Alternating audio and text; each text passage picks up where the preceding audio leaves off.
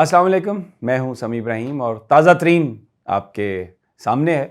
اس وقت جو اسلام آباد میں جو کھیل کھیلا جا رہا ہے، جو پی ٹی آئی کے تقریباً 20 سے زیادہ جو اراکین ہیں وہ سندھ ہاؤس میں ہیں اور پیپلز پارٹی اور نون لیگ کے پاس ہیں، اور سندھ ہاؤس کی حفاظت کے لیے کمانڈوز خصوصی طور پر کراچی سے سندھ سے بلائے گئے ہیں اور وہ سندھ ہاؤس کی حفاظت کر رہے ہیں۔ کسی کو نہ اندر جانے کی اجازت ہے نہ ہی باہر آنے کی اجازت ہے، اور جو اپنے فیوریٹ سلیکٹڈ چند جو صحافی تھے، نون اینکر ہیں پاکستان کے، ان کو پیپلز پارٹی نے فیسیلیٹیٹ کیا اور نون لیگ نے فیسیلیٹیٹ کیا۔ وہ گئے اور وہاں پر انہوں نے ایم این اے سے گفتگو کی، اور جو ٹیلی ویژن پر چیزیں ان کی چلائی گئیں، انہوں نے یہ کہا کہ ہم نے اپنے ضمیر کے مطابق یہ فیصلہ کیا ہے اور ضمیر کے مطابق ہم ووٹ دیں گے، اور یہاں پہ ہم خود آئے ہیں، ہمیں کوئی لے کے نہیں آیا، اور ہم اس لیے آئے ہیں کہ ہمیں خدشہ تھا کہ مار پیٹ ہوگی، اٹھا لیا جائے گا، کیونکہ ہم عمران خان صاحب کے خلاف ہیں۔ 3-4 چیزیں تو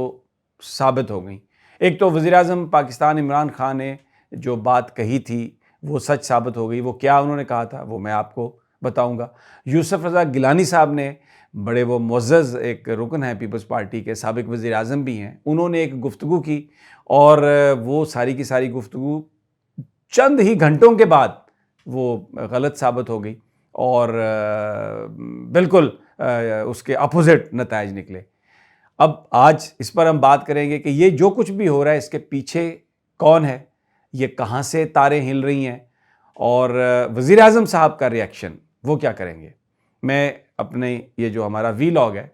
اس کا آغاز میں کر رہا ہوں وزیر اعظم صاحب کے ری ایکشن سے۔ ان کے قریبی ایک دوست سے میری ابھی تھوڑی دیر پہلے بات ہوئی،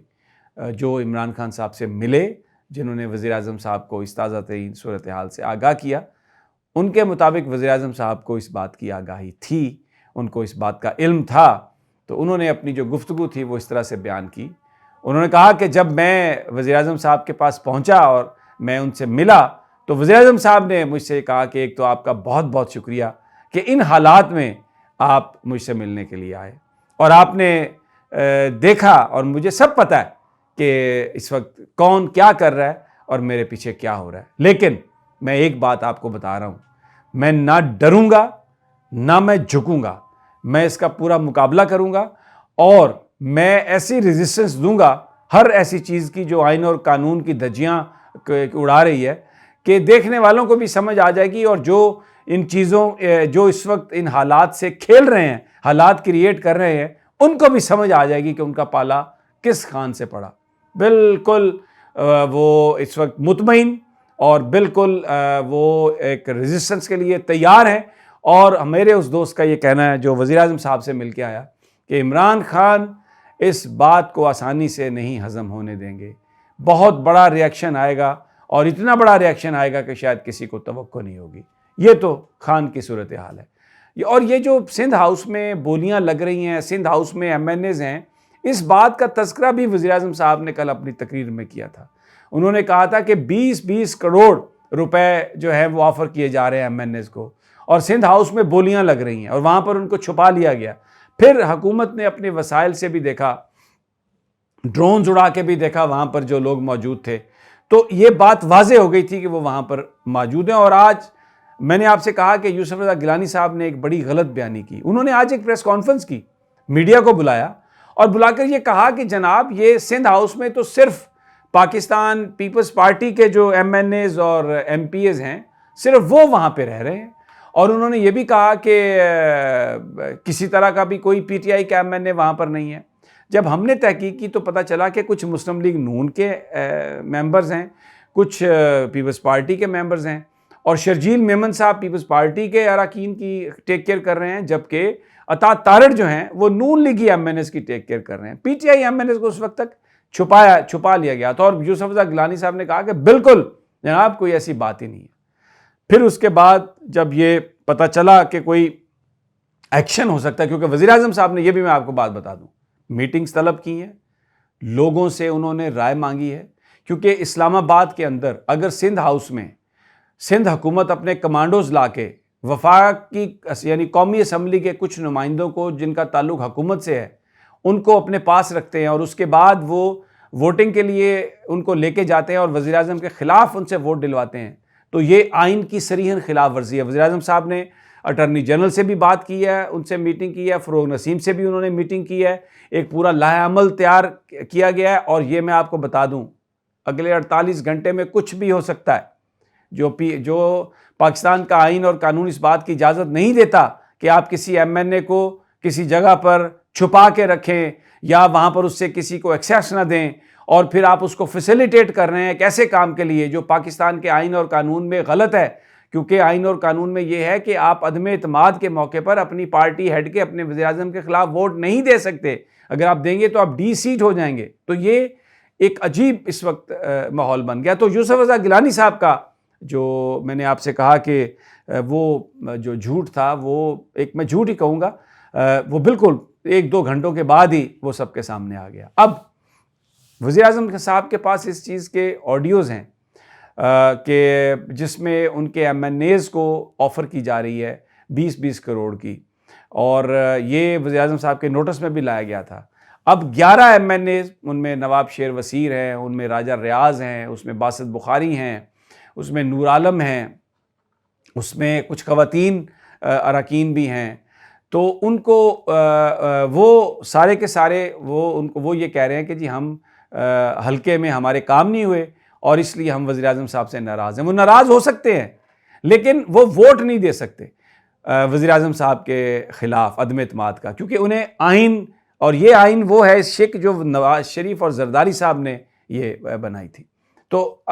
لیکن آج الیکشن کمیشن نے بھی جو بات کہی اس میں انہوں نے انڈائریکٹلی اپوزیشن کے اس پوائنٹ آف ویو کو سپورٹ کیا کہ پہلے آپ انہیں ووٹ ڈالنے دیں، پھر اس کے بعد، یعنی عمران خان کو ڈی سیٹ کرنا۔ اس وقت میں آپ کو ایک بات بتا دوں،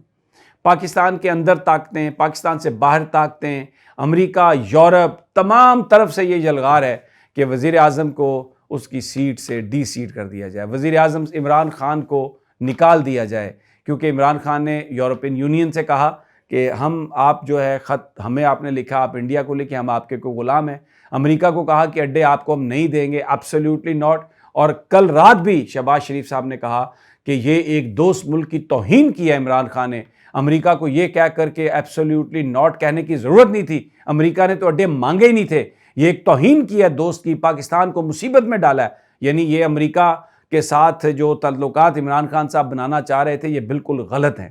اب اس وقت جو صورتحال ہے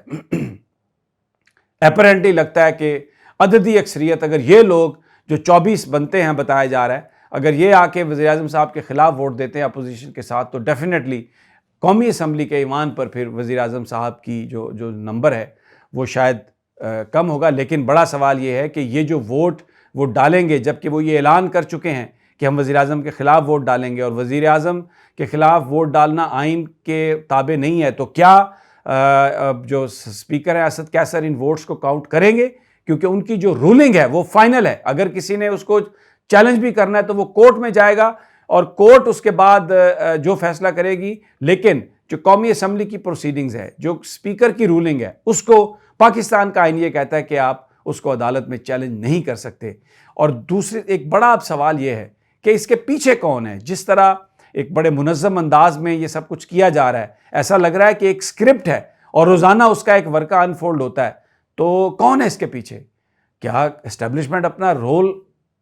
ادا کر رہی ہے؟ اور کیا یہ سب کچھ اسٹیبلشمنٹ کی مرضی سے ہو سکتا تھا؟ اب یہ سوال میں آپ پر چھوڑ رہا ہوں، اور وزیر اعظم صاحب کے پاس زیادہ انفارمیشن ہوگی، وہ بات کریں گے۔ لیکن اگر کوئی میرے دل سے پوچھے تو بالکل میرے دل کو یہ بات لگتی ہے کہ یہ جو کچھ بھی ہو رہا ہے، جتنی پلاننگ سے ہوا ہے، یہ ہو نہیں سکتا کہ یہ صرف زرداری اور نواز شریف اور شہباز شریف اور مولانا فضل الرحمان کی پلاننگ ہو۔ اس کے پیچھے کوئی نہ کوئی ہاتھ ہے، شاید وہ ہاتھ جو ابھی بھی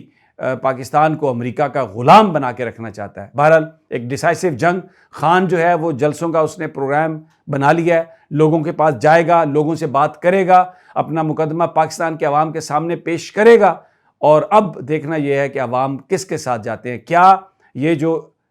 کیا ڈی چوک کے سامنے لوگ اکٹھے ہوتے ہیں؟ اور ایک بڑا سوال ہے کہ کیا ان لوگوں کو وہ اسمبلی پہنچنے دیں گے جو بلے کے ٹکٹ پر منتخب ہوئے اور آج کسی کے کہنے پر یا کسی دولت کی لالچ میں یہ آ کے وزیر اعظم عمران خان کو وہاں سے عہدے سے ہٹانا چاہتے ہیں، جس وقت وہ پاکستان کو غلامی سے نکالنے کی کوشش کر رہا ہے۔ ایک ایسا سینیریو ہے جس میں وہ جو بات کہی وزیر اعظم نے کہ امر بالمعروف و نہی عن المنکر، کہ آپ کو برائی کے خلاف کھڑے ہونا ہے اور اچھائی کا ساتھ دینا ہے، دیکھنا یہ ہے کہ پاکستان کے لوگ اس وقت کیا فیصلہ کرتے ہیں۔ مجھے اگلی ویڈیو تک اجازت دیجیے، جلد ملاقات ہوگی، اللہ نگہبان۔